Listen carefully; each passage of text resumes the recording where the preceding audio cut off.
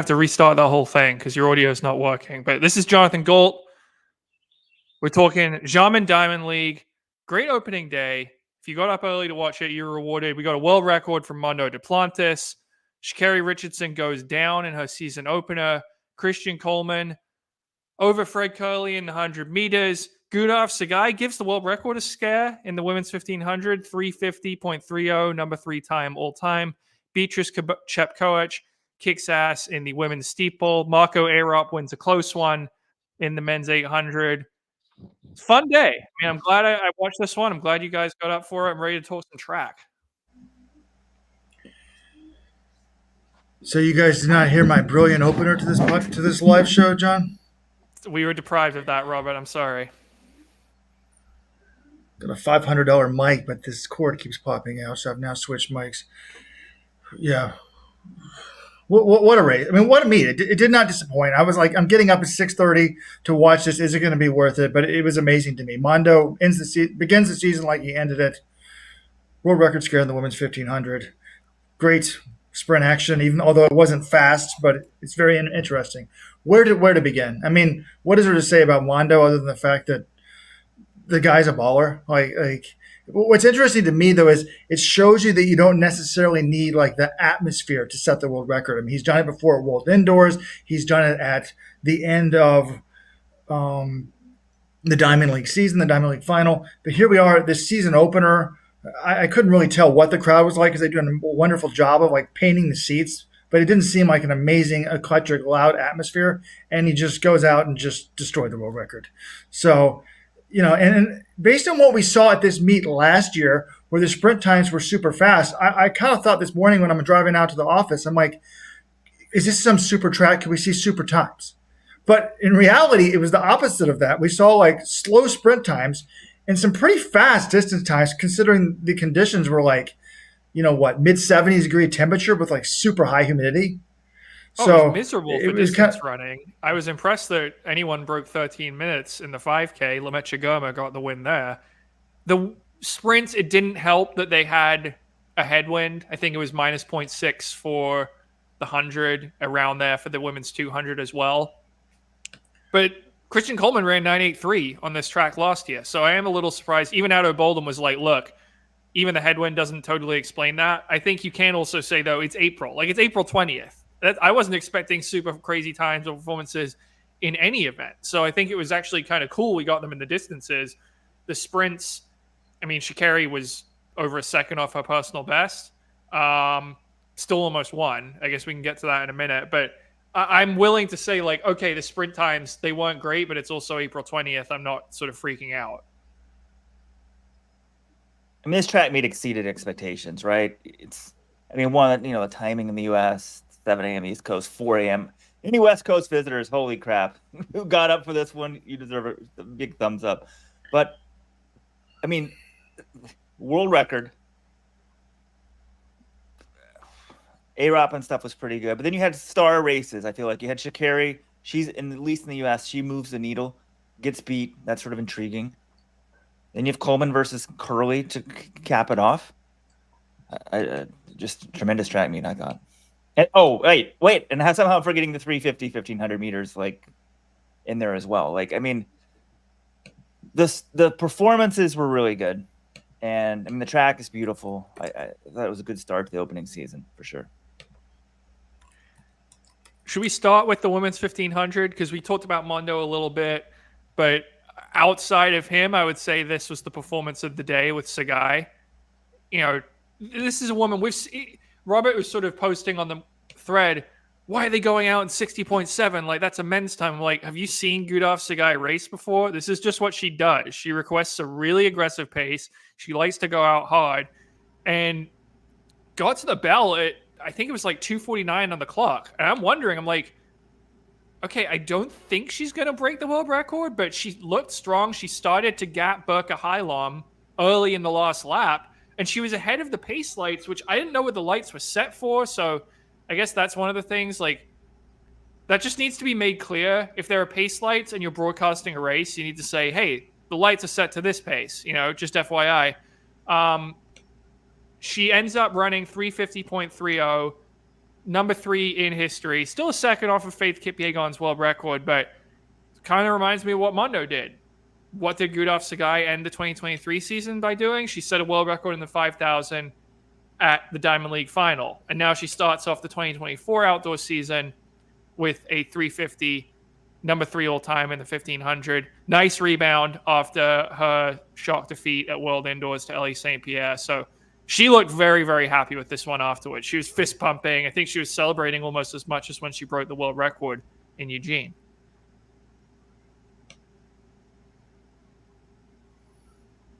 I guess, John, one thing I need to do figure out in my head is what essentially 350 splits are. Because it wasn't that long ago. I mean, what?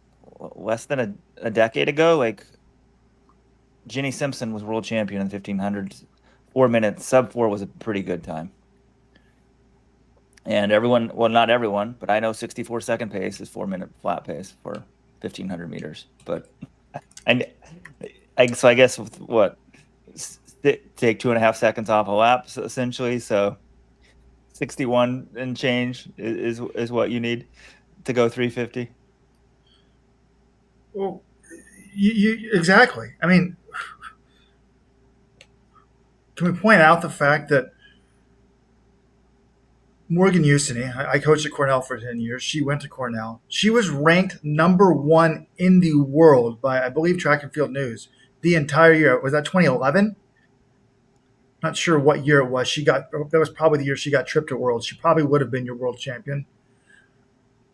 It was 2011. 2011 was also a very weak year, though, for the 1500. It's not but like I'm saying runners was slower, but it was a weak year overall. But John, she never broke 4 flat in her life. Period. Not once. And now you have, just whatever. So I was a little disappointed when I was watching this race live. By the way, if you got up in the U.S. on the West Coast, I guess you were happy because the race was not live on Peacock. They falsely present this as live coverage, but I finally got frustrated because there was a lot of commercials and field events, and I realized they were behind the live feed. So I fired up the VPN, letsrun.com/VPN. If you need a VPN, started watching this on YouTube, and they were 6 minutes behind on Peacock. I understand streaming is going to be a little bit behind. Well, I guess YouTube's streaming too, though. So, but and I was watching. So I watched this race on the international feed, and right when it ended, I said, "It's not a race if I don't complain about the broadcasting." I was like you, John. I was watching the splits. I saw them ahead of the pace lights. And I was like, "Could this be a world record?" And they were just like, "Oh, she pulls away." They're acting like it was a ho hum, just dominant victory. Now, and then right when she hit the finish line, I hit pause and then went on a rant on the message board about it. And then Chris Dennis did immediately realize after the race, like, wow, that's the 3rd fastest time. He's got great knowledge of the sport. He normally does a great job. But I was kind of disappointed. Like, isn't Hannah England's job on that point? She's kind of a color role for that race to realize what's happening mid-race, get super excited, because I was getting excited, and I want the announcers to get excited. I didn't watch it on Peacock. I hope that these people realize what's going on. I don't know why Trey Hardy's doing the distance race. Hey, NBC, Peacock, if you need someone to do the distance race and get excited about it, I'm your man. I'll do it. But just it's wild. And in the middle of this race, or maybe right – no, I think it was actually mid-race, John. I saw, 60 flat first lap, but I kind of joked, do they not realize this is a women's race, not a men's race? But what was impressing me was, like, people were with it. It was single file, and there was not a big gap. Now, the gap started pretty quickly right after that. But I was thinking to myself, I think by 800, I said, any Americans hoping for a medal might as well just give up right now. Now, John rolls his head as I say that, but it's amazing to me that, and it's a credit to Mark Coogan, New Balance, Ellie St. Pierre, that she beat this Gudaf Tsegay woman at World Indoors. But to me, it's like if the cream of the cream all enter the 1500, there aren't going to be any medals to take. Hassan, who did pull out of this race, Kipyegon, who did pull out of this race with an injury, if she's 100%, she's not losing a medal. Tsegay's not losing a medal. And Hassan, if she was actually focused on the track, now I don't think she's going to be focused on the 1500 since she probably wants to win the marathon. I think that she would take the medal. And then you've got, now I guess you could say that the second place Ethiopian here, John, did fade a little bit to 353. Could an American run 353? maybe they're going to race themselves out of shape by then because there's so many Ethiopians. I mean, the depth of the Ethiopians and how they pick the Olympic team is kind of insane. Like, if I was the Ethiopians, I would tell Tsegay, you're in whatever event you want right now, all three. If you want to run all three, go ahead, because she's that good and she needs to be judicious in what events you pick. I mean, Berkey Highlam, 353.22 season opener. Like, how are we going to touch that Team USA? How are you going to touch it? I mean, you just laid so many qualifiers in your statement that you basically answered your own question. First of all, these women might not run this event. Tsegay might not run the 1500. She didn't last year at Worlds. Faith Kipyegon, when she's at her best, she's untouchable, but she withdrew from this race. If there's an injury going on, I mean, that's something to monitor, obviously. Bad Clams is speculating. I did think about this conspiracy. I'm like, did Kipyegon pull out and she was told that, Gudaf Tsegay might be targeting the world record? I don't think so, because Kipyegon's convincingly beaten her in the past, but it's a fun little conspiracy theory to bandy around. And then Hassan, we don't know if she's going to run the 1500 either. And then you've also got, you've got a ton of Ethiopian talent. There's always going to be a couple of them running really well, but, are they all going to be on their game when it matters and run a smart race in the Olympic final? I'm not confident about that. I mean, look at this race. Ferengi Hailu, who was untouchable at World Indoors, she was only 5th in 358.1. I bet Ellie St. Pierre could run that. Berkey Highlam was great today. She's only 18. She PRs by more than a second, 353.22. That's really, really good. But Dariba Welteje, who was looking like the heir apparent to Kipyegon at the end of last season, she got silver at Worlds. Then she wins the World Road Running Championships in the mile. She was 4th in 357. These are all good times. I mean, 357 in April, not bad, but also not untouchable. So, I think we can still send a team to Paris in the 1500, and maybe, Ellie St. Pierre and someone else could dream of a medal if everything breaks their way. But an impressive run, certainly by Tsegay, and definitely by Berkey Highlam on second as well. You've talked me into it. I think the Americans are good at peaking when it matters most. And the Ethiopians, there's so many of them. They may race themselves into oblivion trying to get on the team. They don't have a trials race. They don't even know what they're going to do probably at this point. And to be honest, people are going to get mad at me. I think the Western coaching is better. We're more used to 1500s. We're more used to peaking for the Olympics. So, that's an advantage. Like, you've got a teenager running well in April. Is she necessarily going to hold this, till the beginning of August? One other thing here that, I think it's a fair question, because look at last year. Last year, July 16th, Berkey Highlam runs 354 at the Silesia Diamond League. That's a month before the World Championships. She only finished 9th in the World Championship final. A 354 woman, even in the year 2023, shouldn't be finishing 9th. And she was, granted, she was 17 years old at the time, so maybe she's got the experience now, but there are going to be questions. And can we give a shout out here to Georgie Griffith of Australia, 27 years of age. She just finished second at the Australian Championships. The only time she had ever come close to 4 flat was in 2022 when she ran 4 flat 0.16. But in every other year, the fastest she's ever run in any other year is 4:03. And she had run 4:03 at the Australian Championships. And now she runs 3:59 to become, the first non-African finisher here. So she was sixth. Whoa. She was not – okay, she was the first non-African finisher, but there's another Aussie in this race who had just even more remarkable breakthrough, I would argue. I had never heard of this person before. Sarah Billings. I looked it up. She was 4th in the Aussie Championships in the 1500. She's 26 years old. Her personal best going into this race was 406.77. And she just ran 359.59 to take 9th. That is a breakthrough. That must be the woman. I saw. The reason why I was scrolling down is because after this race ended and after I went on my rant about the announcing, I rewound it on YouTube. And I was like, wait, I want to see how American Addy Wiley did. And by the way, it wasn't good. She did not look good. 11th place, 4:03.45. And so I saw like, the top African people coming. Then I saw like basically a lot of white faces and Australians. And I saw one with just a huge smile. I was trying to figure it out who it was. So maybe the 26-year-old who went Sarah from Billings, definitely. Yeah. God, someone get her on the podcast now. How do you run a 7-second mile P personal best? Like, has a 26-year-old yeah has a 26-year-old man ever done that? Like gone from the equivalent of like what do you think 4 flats the equivalent of 359 is the equivalent of for men's like probably like 350 in the mile. I mean, it's kind of hard to say, like 352 or something. Oh God, super impressive. Also, Addy Wiley, Robert, you said it was, not a good run for her. I'd push back on that a little bit. It looks bad because she finished 13 seconds behind the leader. But if she ran 4:03 at like the Drake relays in April, I think we'll be saying that's fine. She's just up against some Australians who are in shape because they're peaking for their national championships and a bunch of Ethiopians who are just better than her right now. But let me remind you, last year she ran 4:03 in Nashville at the Music City Track Carnival on June 3rd. That was a personal best for her at the time. Everyone was very pleased with that result. Now she's running basically the same time, a little earlier. I think she just got beat because it looks bad because she got beat by a bunch of people who are in shape right now. But 4:03 in April for Addy Wiley, all things considered, I don't think that's a terrible result. I probably shouldn't say it. She doesn't look fit to me. That's all I'm going to say. Okay, let's move on.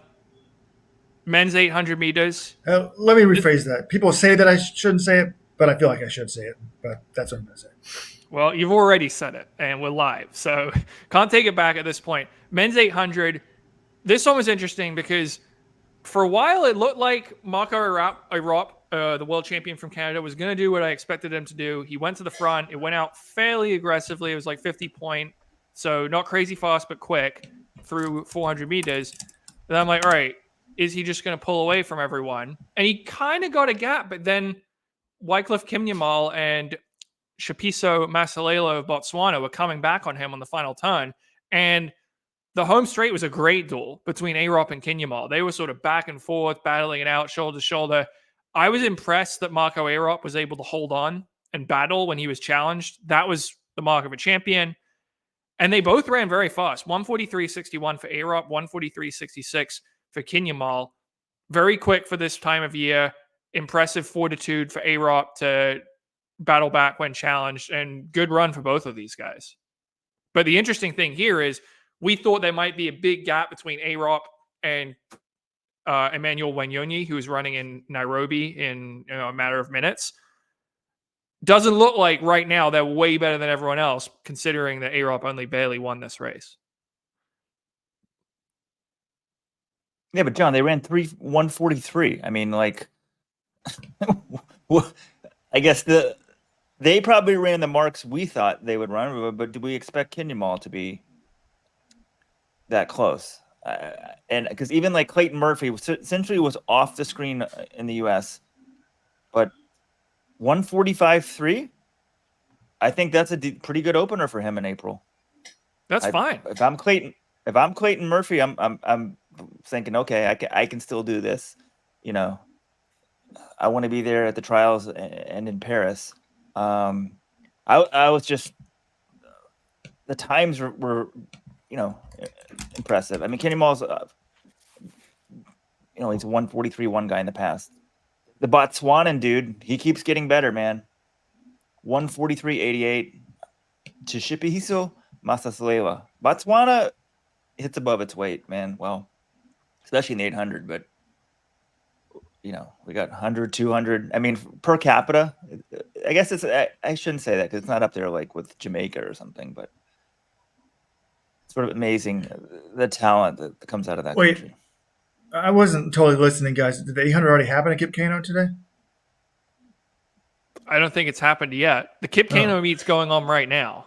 But yeah, so anyway, I think there might have been a mistake there. Someone said we thought that Arop and Wanyonyi might be way ahead of everybody else in the world, and it looks like that's not the case because Kimnyamal was right there with him. So that was the point I made. Yes. Yeah, but I think you said the wrong names for there. by mistake. Anyways, Murphy, I was looking it up. I thought this was pretty good for him, 145. And last year, we need to remember he had a disappointing USA's indoors. He was 8th or 6th or something. And then he went to Botswana and he supposedly ran a 145 mid like this. But the times were off. People weren't sure what the times were, if the times were legit. Then he went to Doha and ran 147.9. So he actually does often kind of run 145 often in April or mid-May. But I agree with Weldon. That's my thought was this is pretty good if he can just improve. But I was looking deeply at his results. Some years he goes down a significant amount, like the trials in 2021 when he won those in a huge negative split. I was if he can run that race in the Olympics, he's got a medal. He didn't do it, So I think that there was a lot of question marks surrounding Clayton Murphy for me coming into this race. Can he do a third straight trials? Can he win it again? Can he be a factor? We don't know for sure. But since he didn't run indoors, I had a lot of question marks. This to me is a very positive sign. All right, the other two distance races were not as close. There was the men's 5,000. Lamecha Girma looked really good over the last lap. I think this guy, kind of the knock on him is he always gets out kicked by El Bakali, but El Bakali is also a really, really good kicker. So in this race, Girma looked like the guy with the kick because he just he got this big gap with 300 to go. He attacked and it was essentially game over from there. And this event was missing some of the top 5,000 meter guys, but Nicholas Kipkoech, pretty good guy in shape, just got 4th at World Cross.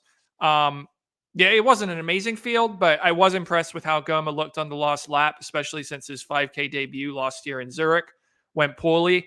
12:58. I think he was about 55 seconds for his last lap, and in brutal conditions as well, 72 dew point, 77 degree temperature, 87% humidity. Good outdoor opener for Lamecha Girma. It was good for him. He's never finished a 5K before, but I don't think he should move up to the 5K. This field wasn't that great. He opens up that huge gap, but then he gives it up at the end. He's still figuring out at the end. Could he be a really good 5,000 meter runner? Obviously, right? If you have the steeple world record and are really good at flat 3K, it should be in your wheelhouse to be pretty damn good at the 5,000 meters. But yeah, I'm not big. Is he number 2 in the world in this event? No. He's number 2 in the world. Yeah, he's number 2 in the world in the steeple. Yeah. And the question is, can he be number 1? I don't think he's the second best 5K guy. Yeah, and I don't. And also, while it's still in his wheelhouse to be good at the steeple, that's sort of his prime time, I think, to be good at the 5K. So I don't ever see him really ever needing to make this event his primary focus. But I guess you could argue maybe his flat 3K speed should translate over. Maybe he's not that great of a hurdler. He's going to keep getting beat in the steeple. He's good. He's better at a time trial type race. So, but championship races in the 5K, they're not time trials either. So I think you definitely stick with the steeple. Yeah. Well, the question is, who does he have a better chance of beating? Sufjan El Bakali in a steeple or Jakob Ingebrigtsen in a 5K? To me, it's still beating El Bakali in a steeple, even though he hasn't been able to do it.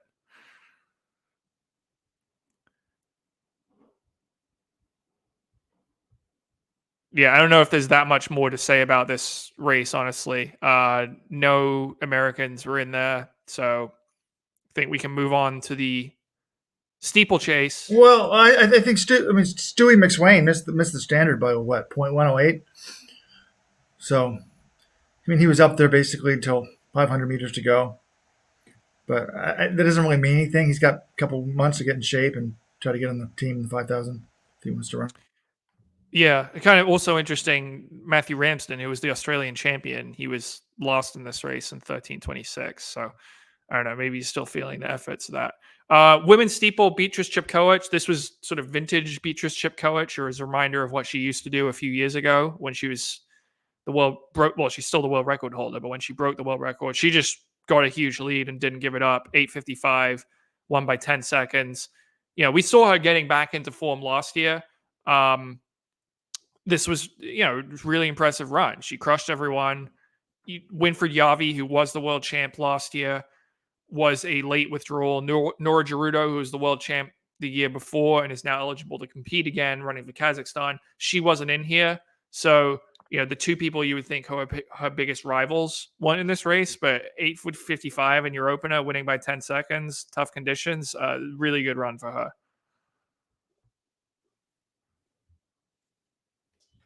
Yeah, Chepkoech seems fully back now. So, and also I feel like this event, the U.S. had such a good run in it.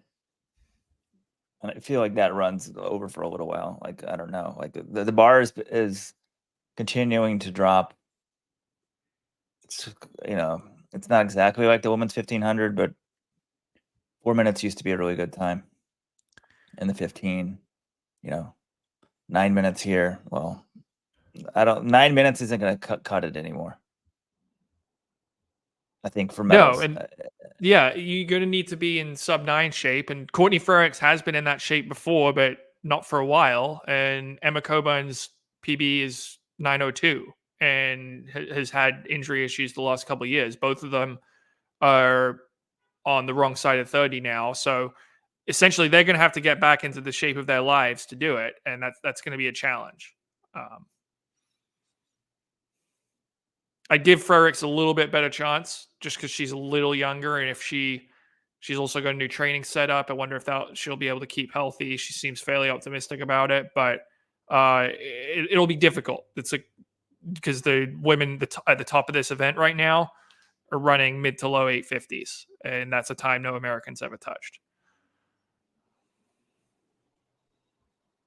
And this one, also these like blowout distance races, it's not good TV.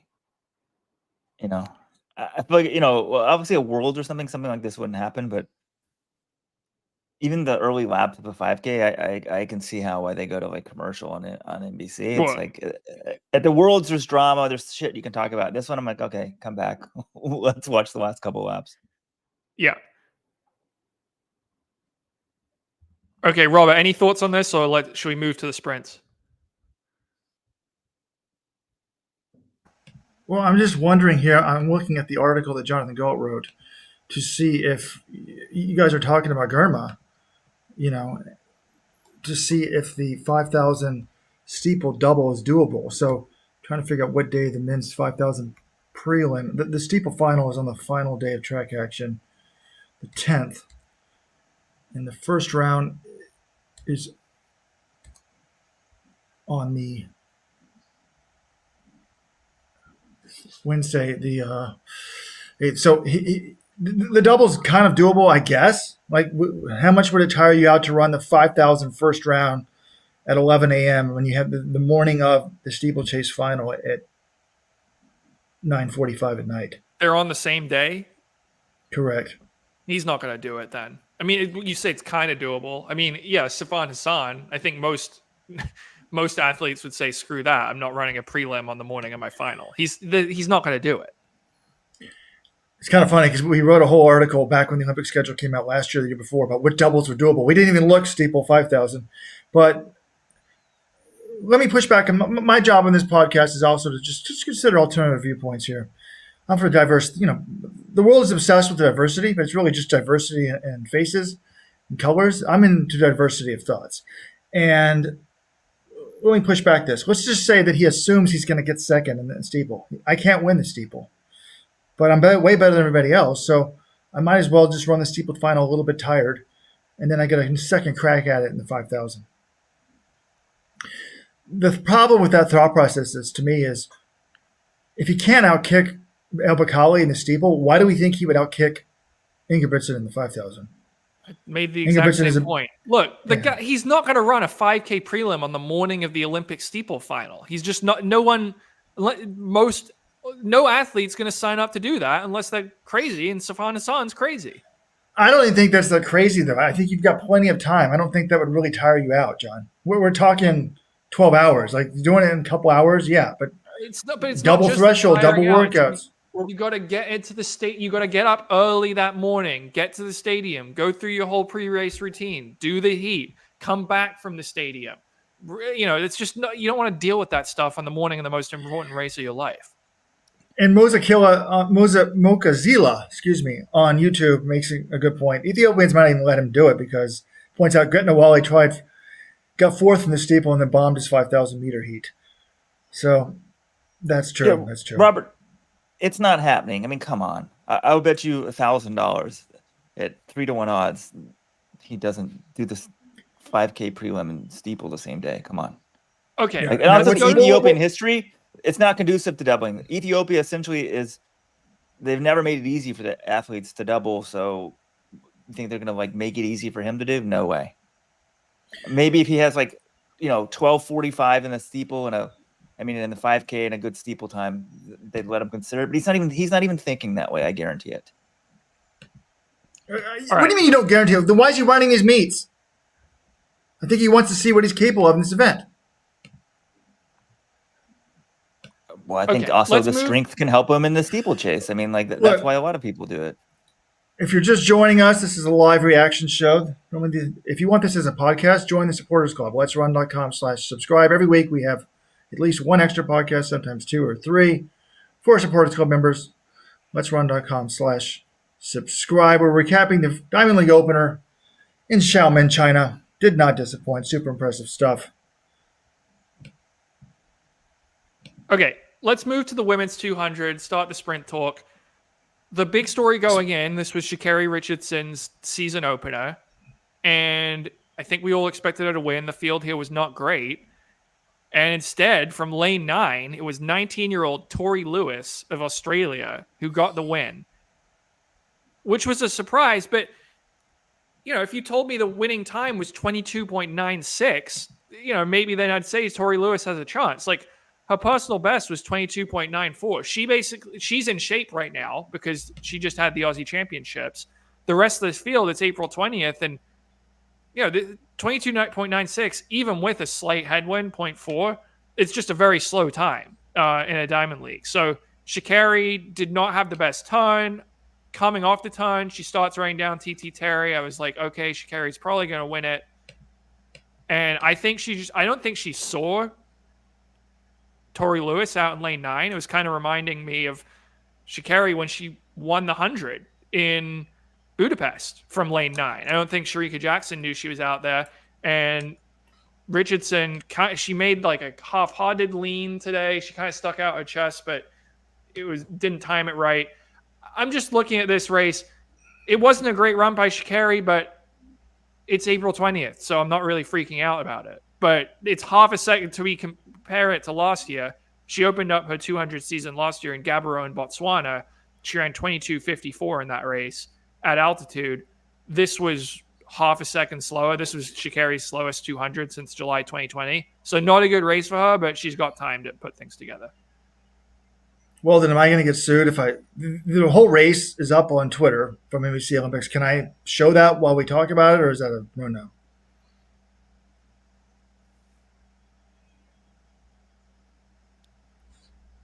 We can't hear you. Pete, look, do you need to rebroadcast the race? Explain make the point you want to make, Robert.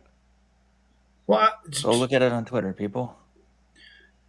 Okay, people, I'm going to put the link to the tweet in the chat so you can watch it. For some reason, I don't want to get a copyright violation. But no, I don't think I actually linked to the right thing. But I did the search. No, my comment was, I didn't know what to do when I was putting up the poll in the preview. I was like, what time will she run? The slowest time I had, though, was 22.2, over 22.2, or was it over? Let me find it to be sure. But because her official PB is 21.9. She's run 21.6 in terms of, wind aided.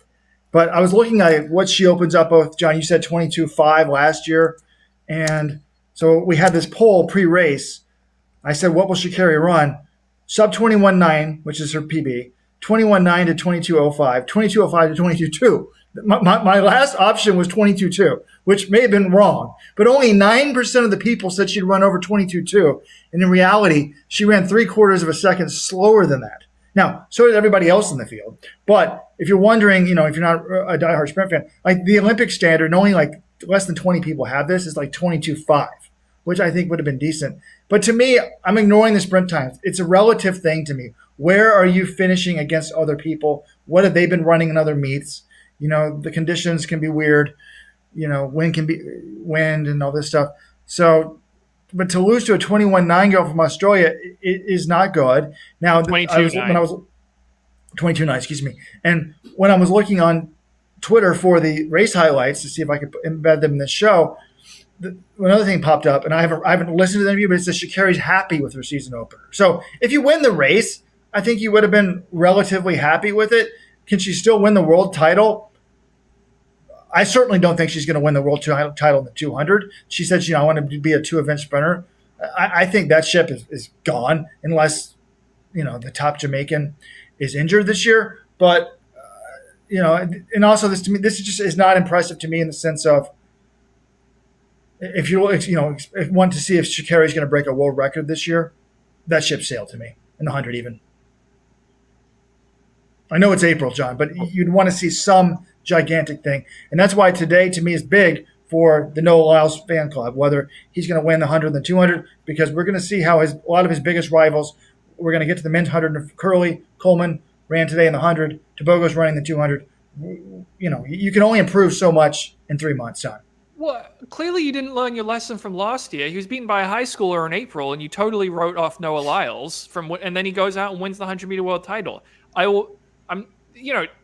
I'm not going to ignore sprint times in April, but Sha'Carri RIchardson, okay, she got beat. She didn't run a good race today, but it's April 20th. I'm not ultimately too worried about the rest of her season just based on this one race, but she's got some work to do.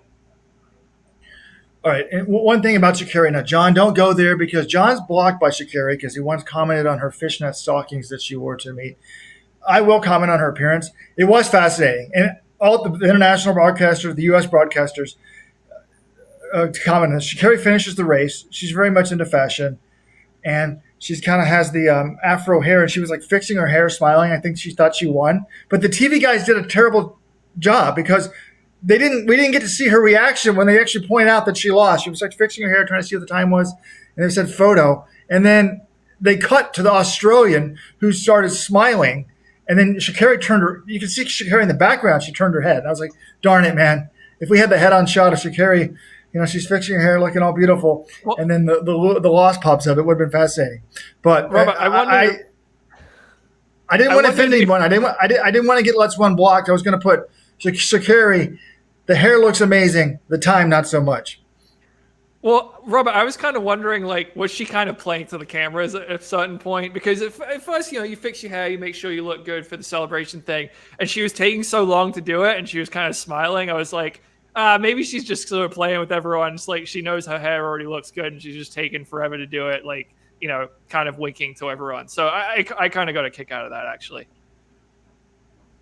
Yeah. I think she thought she won the race and then was sort of shocked. I really don't think she saw that Australian. After the race, she said, I felt really good about it being the season opener. Kind of late for me in the season to open up, so I was a little nervous. But once I got on the track, it felt like home. I felt really good about this first performance. I know what I need to work on, me and my coach. I'm pretty sure by the time I get back to the warm-up area, he's already feeling it.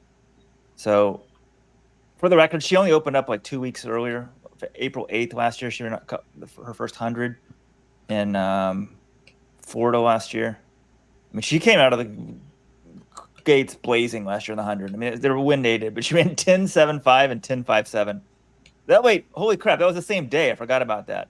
Then her first Diamond League was later in the year, which was a wind legal 10.76. So not the best performance, but she beat Tamara Clark, who's run 22.2 this year. So I don't really expect Sha'Carri to start dominating the 200 like what she's done in the 100. So she'll probably be fine. The first time she runs the 100, that's when I'm going to be a lot more interested.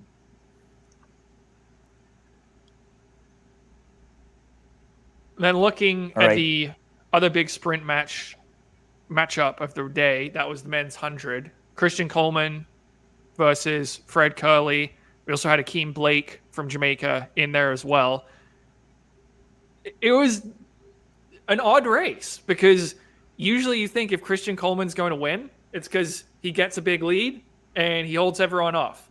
And that's not what happened. He actually didn't have an amazing start, had to do a little work, but he had a very good middle of his race, and that's what won him the race today. Held off Fred Kerley. 10.13, again, not a super fast time, even with a slight headwind. Kerley was second, 10.17. Akeem Blake, 10.20. But I thought it was a good sign for Coleman. Usually you say if he doesn't get his start, it's going to be very hard for him to win. He didn't really get his start today, and he still won. So, to me, good sign for Christian Coleman, even if the time wasn't too fast. I agree. At the start, I thought Kerley's got this. I mean, he was ahead of. It looked like to me like he was ahead of Coleman. I'm like, he's going to destroy him, and he didn't. But to me, the best, a good start. To me, the big winner in this race was Noah Lyles. I mean, Noah's run a few outdoor races this year, right? John still hasn't. I guess we can't with sprint. I do think John's right. You cannot get overly concerned about sprint time. So much of it, is conditions, whether it's this time of the year or end of the season, and then also it's April. But if I'm Noah Lyles and I see this, I'm like, okay, these guys don't look like they're at another level or anything like that. But yeah, Noah Lyles ran 10:01. Now he had a plus 1.7 win, so 10:01 sounds a lot more impressive than a 10:13, right? But I bet if you factor in the wins, let's do that on the thing. I assume it's pretty similar. What was the win here, John? Minus 0.6. What was the time? 10.13.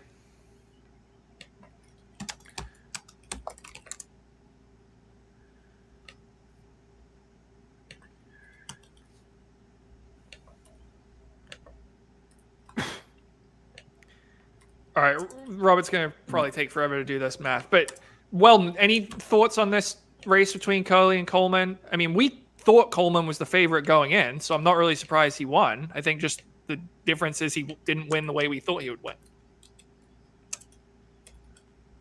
Yeah, we would almost need to rewatch it to see really. Sometimes the starts can be somewhat, I don't know, the angle. You think, he didn't get that of a start, and he was actually ahead. But it did sure look like he came back on Kerley to me. The times were just so much slower across the board to me, but also when everyone runs slow, there's that just means the conditions were slow today. The wind doesn't look that crazy in itself. The temperature was fine. I'm sort of shocked that in today's era that the times weren't faster than they were. But I guess the most important thing for Coleman is he gets the win. But I don't know. I think you're all these guys. It's like you just sort of file it away and don't think much of it. We're not. What Lyles ran 10:01 in his opener. Yeah. Now, Robert, I've got a question for you, guys. I've got some new information for you. Yeah. I didn't know if you'd seen this result. Okay. No, I've got some breaking news for you. I've done the win conversion. It's pretty interesting. The sprint times are so people just. The IAAF technology exists. They should pay for Jonas Mariucca's win conversion and then show you the time and then instantly show you the win conversion for the 100. You can debate the accuracy of the 200, but come on, the 100 is pretty accurate. These times convert. 10.13 with a negative 0.6 is a 10.10. Noah Lyles, 10.01 with a positive 1.7 is a 10.10. So the three of these guys ran the same goddamn time on different sides of the continent. If you're always I'm so much faster. No, they're doing the same thing at the same time of the year, and it's interesting. It sounds like there's some results. I'm assuming this is the Lamecha Girma result from This is the Tebogo Africa. Result from Nairobi. So you were 5,000 plus feet of altitude, so you got a bump there.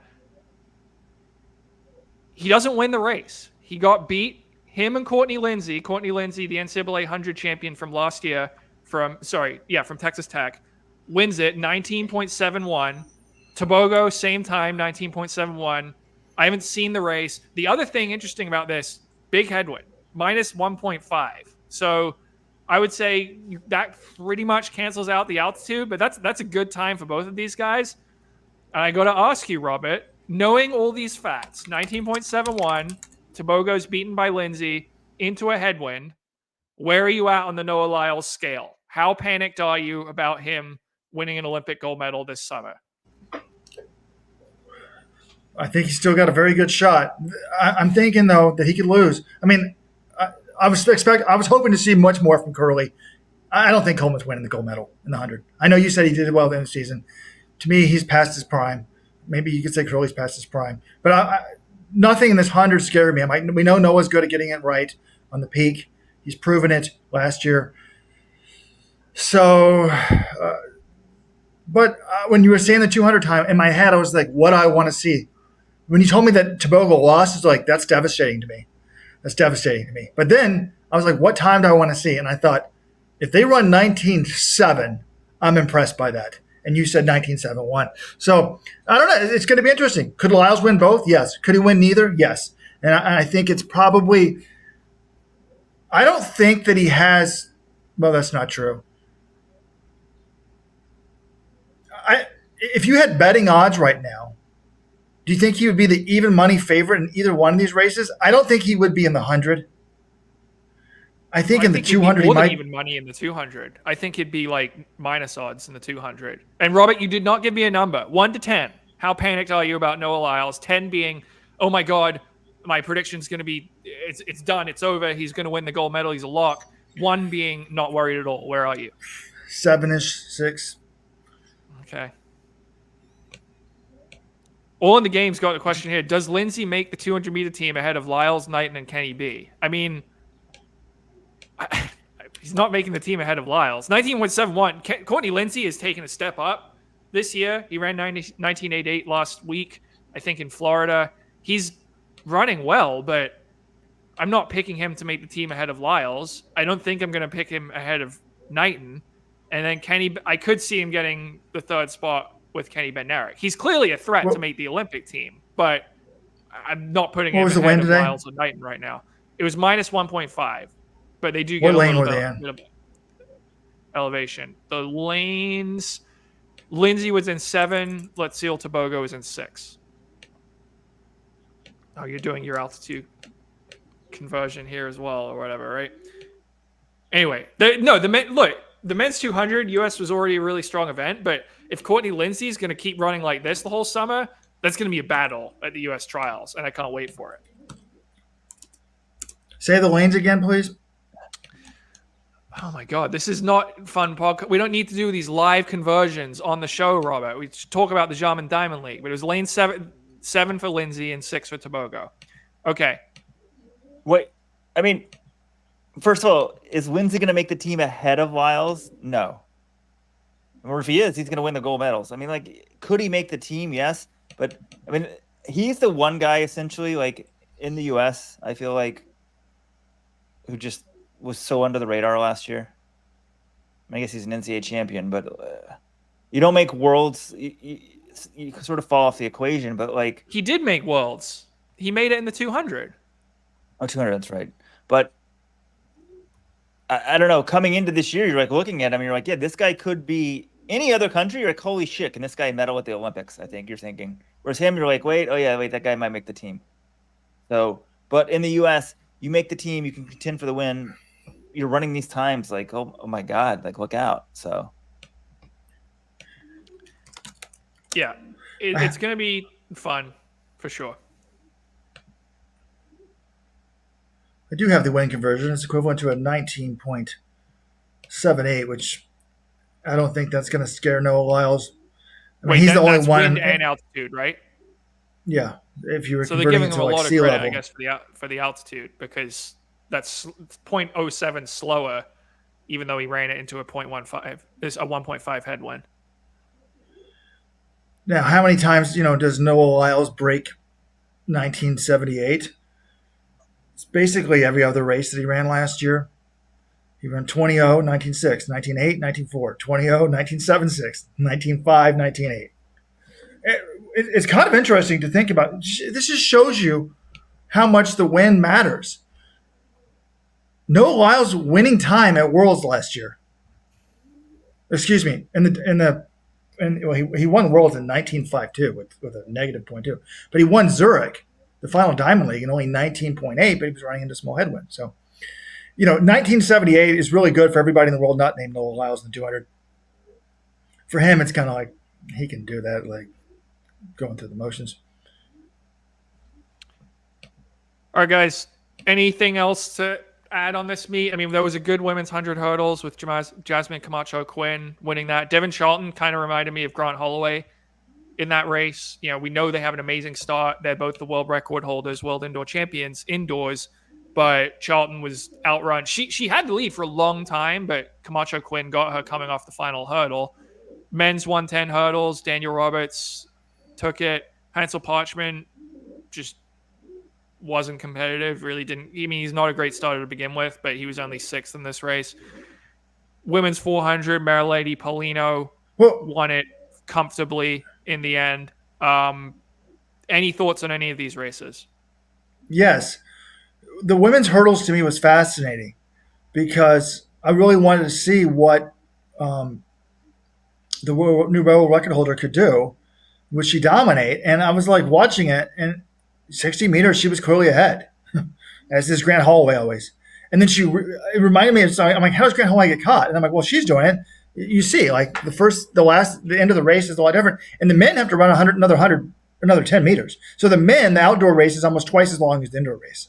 And it just showed me why, it just reminded me of why Grant Holloway is a little bit vulnerable. Like if they had 100-meter men's hurdles, he probably would never lose that.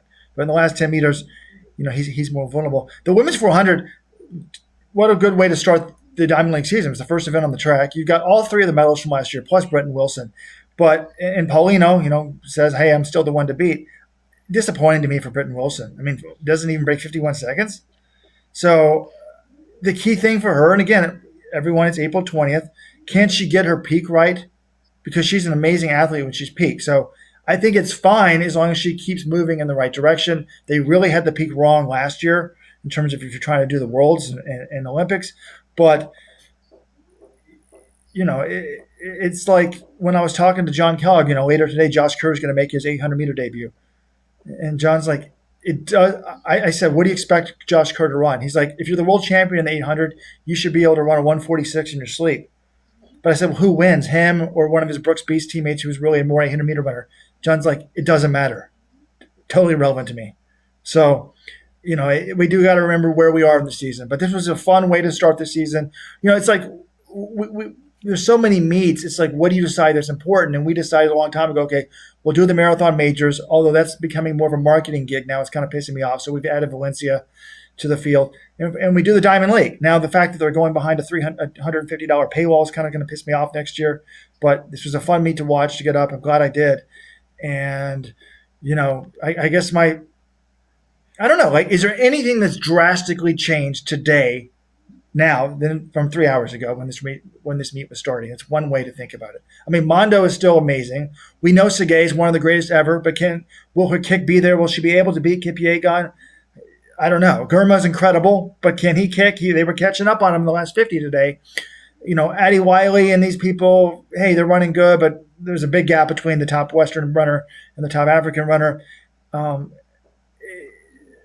trying to think of any massive shocks for me. I think just Tsegay running a personal best and giving the world record a scare in the 1500. She's been at a very high level for a while, but for her to keep improving, it just shows Faith Kipyegon, she can't really afford to let anything slip if she's going to still be on top in the 1500, I think. If Tsegay, exactly, John. We thought that when Kipyegon runs the world record last year, I thought like she's untouchable. We almost act like she's untouchable at 1500 on this podcast, which is crazy. Tsegay after the race said, yeah, of course I think I can break the world record now. So the women's 1500 got even more interesting. Is she going to try the triple? I mean, there's just lots of sort of questions for the season, which is good, right? Like even like Britton Wilson. Robert's like, oh, that's a bad run. She didn't time her peak wrong last year. She got injured. I mean, you could argue that's related to the peak, but she was doing the whole college season, got injured. But if the talent in her is so amazing, she can easily be a world champion if she gets it right. But, does she have time to get ready from 51 to 49? I don't know enough about sprinting to really say that one. The hurdles, Devynne Charlton, I thought that was a disappointing run, but like, okay, can she get those last 4 hurdles right? Whatever, So it's like, there's tons of storylines. Britton Wilson, I actually think this is not a good result for her because she's been running 400s the last 2 weeks. She ran 51.07 in her season opener in Miramar, and that was into quite a lot of wind. And then she runs 50.74 last week at Tom Jones in Gainesville. So I'm thinking, okay, 51.07, 50.74. Now she's going to a Diamond League. She's going to have people to race. She should be able to drop that time a little bit more. And okay, she had a lot of travel, but she ran slower today, 51.26, than she did in either of those first 2 races, and she had people to race against. So that, to me, is not a good sign when you're slower than your first 2 races of the year. I want to talk a little bit about this Tsegay race, Kipyegon. Like, do you think if they raced today, who would have won? But for the Olympics, it's going to be interesting. I was kind of thinking, like, okay, this race shows to me, like, it's like, well, I guess you could say, like, how does Tsegay ever lose the 5,000? But she lost to Kipyegon last year. She didn't even medal in the 5,000. She was like 13th. She wins the 10 and then somehow bombed the 5,000. But it's a different schedule for the Olympics. So the 5,000 is done before the 1,500 even starts. So is Kipyegon going to go for the double? And if they're both fresh for that race, who's got the edge? You know, I know Kipyegon won it last year, but that's not Tsegay at her best. I forgot I think she said she was bothered by an injury. So I'm kind of, God, but Kipyegon, they're both so good. I was kind of thinking, okay, Tsegay's got a little bit more endurance. She's probably the favorite in the 5,000. But God, that would be hard to bet on her, even as good as she is now. So I don't know if this really changes much, but it's interesting. Then you've got the first round of the 15, the semis of the 15, and then the 10,000 final, and then the 1,500 final. No races on the same day. So the triple is very much doable for any and all of all 3 women. And I think it would be absolutely amazing if Tsegay, Kipyegon, Hassan run all 3 and sweep all 3 medals. 9 medals.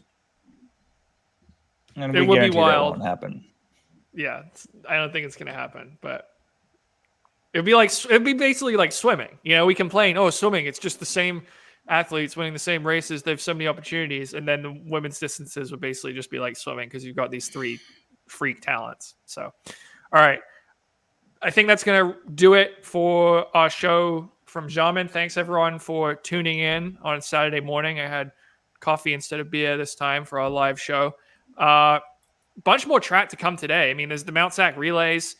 I think Mo and Sydney McLaughlin-Lavroni are entered as part of relay teams out there. The Nairobi meet has been going on as we did this whole show, so I'm sure we'll watch that and have some takes on it on our Tuesday podcast. And then you've got Josh Kerr opening up in the Oregon relays in the 800 tonight out in Eugene. There was a world record last night. We didn't even mention it. The Brooks Beast taking down the DMR world record, the team of Brandon Kidder, Brandon Miller, Isaiah Harris, and Henry Wynn. So congrats to them. And then London Marathon, Sunday morning. So plenty of stuff to discuss when we return for the regular pod on Tuesday.